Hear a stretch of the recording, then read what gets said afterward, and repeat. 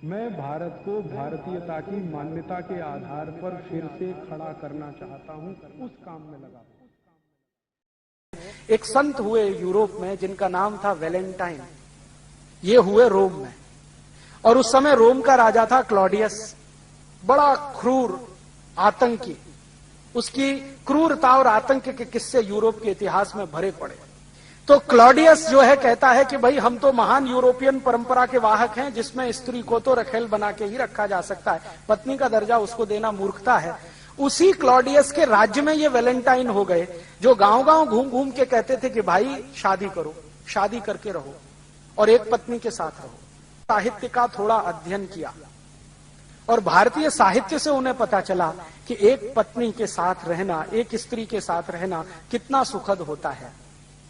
उसमें कॉम्प्लिकेशंस कम होते हैं, उसमें बीमारियां कम होती हैं, वेनरल डिसीजेस बहुत कम होते हैं। ये सब उन्होंने पढ़ लिया। और ये भारत का साहित्य उनको मिला कैसे? ये मिला इस तरीके से कि भारत का व्यापार बहुत चला है यूरोप के लोगों के साथ वाया अफ्रीका। 5वीं शताब्दी की शुरुआत में और 4वीं शताब्दी के अंत में वेलेंटाइन को भारत का कोई शास्त्र मिल गया, उसका उन्होंने अध्ययन कर लिया।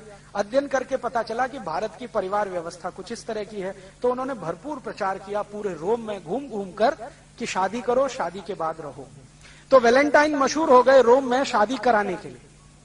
तो वो क्या करते थे? व्याख्यान देते थे गांव गांव जाके, और लोगों को समझाते थे शादी करने के क्या फायदे हैं और शादी करने के बाद शारीरिक संबंध रखने के क्या फायदे हैं, वो सब समझाया करते थे।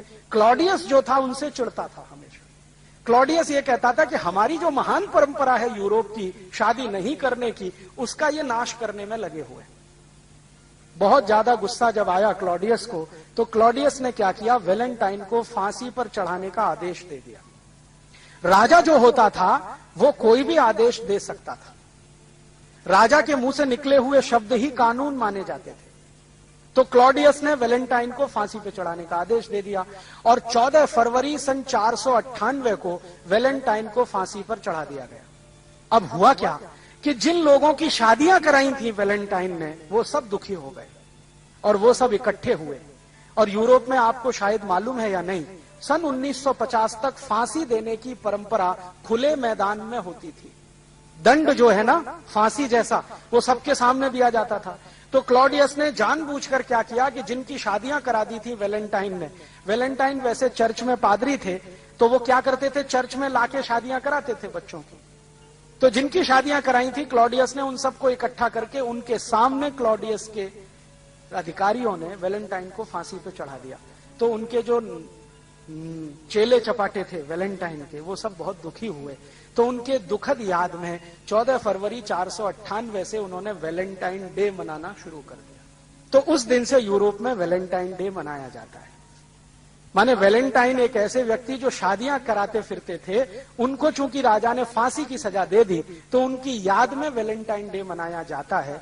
ये है वेलेंटाइन डे की हिस्ट्री का उनका पारिवारिक जीवन। अब हमारे यहाँ ये जो वेलेंटाइन आ गया है, स्कूलों में, कॉलेजों में बड़े धूमधाम से मनाया जा रहा है, और हमारे लड़के लड़कियां बिना सोचे समझे एक दूसरे को कार्ड दे रहे हैं। वेलेंटाइन डे के कार्ड छपने लगे और उसमें अंग्रेजी में लिखा होता है, would you be my Valentine this year, would you be my Valentine this year. और ये जो लड़के लड़कियां हैं, इनको कुछ सोच समझ तो है नहीं, तो ये अपने दादा दादी को भी वही कार्ड दे देते हैं, would you be my Valentine this year. अपने मम्मी पापा को कार्ड दे देते हैं, would you be my Valentine this. परिवार में बच्चों को पालने की परंपरा हजारों साल से नहीं है, एक बात। और दूसरी बात एक और जिससे भी ज्यादा गंभीर है कि यूरोप के परिवारों में बच्चे किस बाप के हैं, यह पता करना एकदम मुश्किल है, बहुत मुश्किल है। कारण क्या है? वहां जो शारीरिक संबंध हैं वो इतने खुले हैं, इतने फ्री हैं कि कोई भी किसी के साथ जाए। और जिन समाजों में शारीरिक संबंध बहुत खुले होते हैं, जहां पर शारीरिक संबंधों में लिबरलाइजेशन होता है, वहां पर बाप का पता करना बड़ा मुश्किल होता है, क्योंकि वो मां जानती नहीं है, क्योंकि पता नहीं कितनों से संसर्ग वो करती है। और ये ऐसा क्यों होता है? वो ये कहते हैं सेक्स ही जिंदगी का चरम आनंद है, इसके अलावा कुछ नहीं। तो सेक्स भोगने के लिए एक पति से संतुष्ट होते हो तो ठीक है, नहीं तो 2 के पास, 3 के पास, 5 के पास, 10 के पास, 20 के पास, 50 के पास, कोई फर्क नहीं पड़ता, क्योंकि सेक्स संतुष्टि ही जिंदगी का चरम आनंद है, ध्यान रखना। और ये प्लेटो कहता है, अरस्तु कहता है, लिबनिट्ज कहता है, दिकार्ते कहता है, रूसो कहता है, सारे फिलोसोफर कहते हैं कि हमारी जिंदगी का चरम आनंद ही ये है, सेक्स में डूबना। तो एक से नहीं मिलेगा तो दूसरा, दूसरे से नहीं मिले तीसरा, तीसरे से नहीं मिले चौथा। इसलिए शारीरिक संबंधों में कोई मर्यादा नहीं है, इसलिए वहां विवाह करना जरूरी नहीं है। इसलिए यूरोप में विवाह नहीं होते। आपको मालूम है आज भी यूरोप में 70% बिना विवाह के लोग रहते हैं। एक अंग्रेजी में आजकल शब्द आया है लिव इन रिलेशनशिप, बहुत चल रहा है। इसका मतलब है बिना विवाह के साथ साथ रहना। 2 दिन एक के साथ रहना, 3 दिन दूसरे के साथ, 5 दिन तीसरे के साथ, महीने चौथे के साथ, 2 महीने 5वें के साथ, साल भर में 10-20 बदल दो। ये आज की परंपरा नहीं है, हजारों साल की। तो विवाह होता नहीं है, बिना विवाह के ही सब होता है।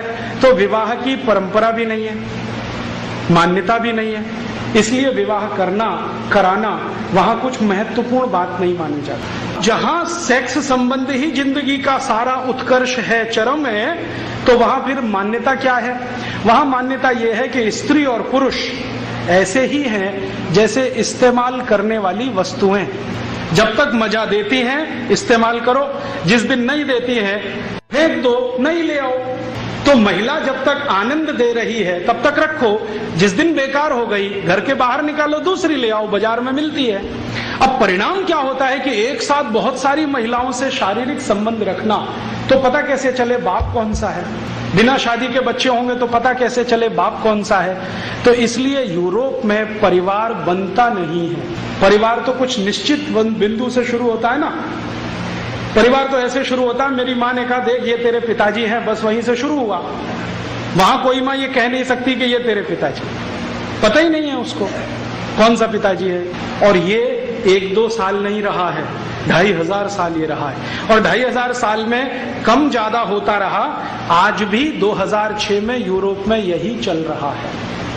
मैक्सिमम लोग लिव इन रिलेशनशिप में हैं, धर्म पत्नी और पति बनके नहीं, गर्लफ्रेंड बॉयफ्रेंड हैं, पति पत्नी नहीं, जो हमारी परिभाषा है ना पति पत्नी की नहीं। तो वहां फिर होता क्या है? वहां फिर होता ये है कि जब इतने सारे लोगों से इतने तरह के संबंध आप रखें तो सबसे ज्यादा वेनरल डिसीजेस, सेक्स जनित रोग सबसे ज्यादा इसी समाज में। और आजकल तो आप सुनते हैं ना बार बार, वफादार रहो, एक ही पत्नी से संपर्क रखो, नहीं तो ये हो जाएगा, ये हो जाएगा। यूरोप में ये कहानी 2500 साल से ऐसे ही चल रही है। फिर बीच बीच में कुछ लोग ऐसे आए यूरोप में जिन्होंने इसको बदलने की कोशिश की। बीच बीच में उनके समाज में ऐसे लोगों ने जन्म लिया, वो कहने लगे कि ये अच्छा नहीं है, गलत है, इसमें कुछ लिमिटेशंस करो, नियम बांधो, परिवार बनाओ, शादियां करो, शादियों के साथ रहो। ऐसे कुछ लोग आते रहे, लेकिन उनको जिंदा नहीं रहने दिया समाज ने। अब मैं कहानी सुनाता हूं। ऐसे ही एक यूरोपियन व्यक्ति थे जो आज से लगभग 1600 साल पहले यूरोप में पैदा हुए। उनका नाम था वैलेंटाइन। और ये कहानी है 478 एडी। एडी माने ईसा की मृत्यु के बाद, आफ्टर डेथ। आज से लगभग 1300-1350 साल पहले की कहानी। एक वैलेंटाइन नाम के महापुरुष ने जन्म लिया, जो ये कहता था कि हम जो शारीरिक संबंध रखते हैं कुत्तों की तरह से, जानवरों की तरह से, ये अच्छे नहीं है, इनमें से ये खराबी, तो इनको ठीक करो। एक पति एक पत्नी के साथ रहो, विवाह करके रहो, शारीरिक संबंधों को उसके बाद ही शुरू करो। ऐसी ऐसी वो बातें करते थे। और वो वैलेंटाइन महाशय जो नौजवान उनके संपर्क में आते थे उनको यही सिखाते थे। रोज उनका भाषण यही चलता था। संयोग से वो चर्च के पादरी हो गए, तो चर्च में आने वाले हर आदमी को यही बोलते थे कि भाई शादी कर लो तभी संबंध रखो, बिना शादी के संबंध मत रखो। तो कोई कोई उनसे पूछता था कि आपको ये वायरस कहां से घुस गया, ये तो यूरोप में है नहीं कहीं। तो वो कहते थे कि आजकल मैं ईस्टर्न फिलॉसफी का अध्ययन कर रहा हूं, उसमें ये समझ में आ रहा है। ईस्ट समझते? ये ईस्ट माने भारत। आज से 1600 साल पहले, 1700 साल पहले का भारत, पूरा ईस्ट लगभग वही था। चीन में भारतीय सभ्यता, बुद्धिज्म, इंडोनेशिया, मलेशिया में भारतीय सभ्यता, बुद्धिज्म, जितनी दूर तक नजर जाती है ईस्ट और फार ईस्ट में सब जगह भारत और भारती था। ये बाउंड्री तो अभी बनी। तो वो कह रहे हैं कि मैं आजकल ईस्टर्न फिलोसफी का अध्ययन कर रहा हूं और मुझे लगता है कि वो परफेक्ट है। उसी के लिए मैं चाहता हूं कि आप ये मानो। तो कुछ लोग मानते थे, तो वो वैलेंटाइन पता है क्या करते थे? चर्च में बच्चों की शादियां कराते थे। चर्च में बच्चों की शादियां कराते थे, और एक दो नहीं, उन्होंने सैकड़ों शादियां कराई। जिस समय ये वैलेंटाइन हुए उस समय रोम में एक राजा था, उसका नाम था क्लॉडियस। बड़ा राजा था, सम्राट है, चक्रवर्ती सम्राट।